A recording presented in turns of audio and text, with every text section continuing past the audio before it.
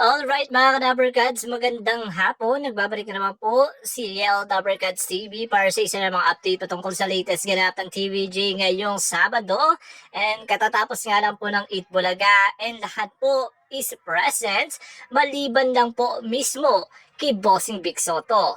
So, ito po isa sa mga pagkakataong napakasaya po ngayong araw na to at always trending po siya. Celebrity trending in the Philippines, Eat Bulaga hashtag and hashtag legit Dabbercats. So, especially guys, ito po yung views kanina during that concert ng Singing Girls and Singing Queens, 76k views sa YouTube channel ng TVJ and 43k views sa YouTube channel naman ng TV5.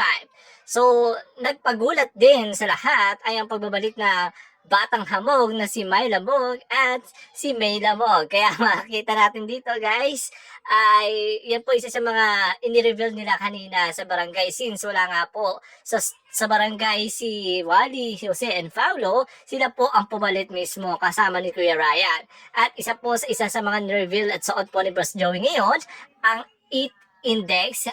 Grabe naman talaga init, di ba? Grabe yung init na umabot ng 45 degree and 45 years gaya po ng suot ni Boss Joey na pinapahiwating niya lang po na malapit na ang 45 years ng Eat Bulaga. Ginulat din po ang lahat ni Atasha Mulak that during rehearsal, ang OOTD ni Tash sa Binibining Pilipinas ay binibining Pilipinas shirts ng kanyang mami na si Charlene Gonzalez noong 1994. Suot niya po ngayon dito po sa Eat Bulaga studio during the rehearsal at yan po is proudly presented by Eat Bulaga Dabbercats. And nakikita naman natin guys, di ba? Bagay naman po talaga siyang maging beauty queen pero not this time. So medyo bata pa po si Atasha at nag-enjoy pa po siya sa craft niya bilang isang bagong host ng Eat Bulaga. And especially guys, ginulat din ni Atasha lahat nang sumayo din po siya kanina, special number at meron na siyang title dito sa Eat Bulaga. Diba?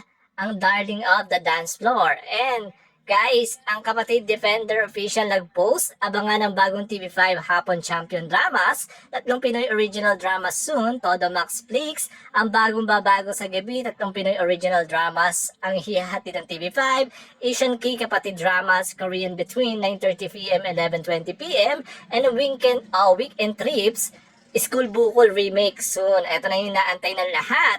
Ang remake ng isa sa mga pagbibidahan ng Tito Big and Joey at ng mga Dabbercats, ang School Bukol remake.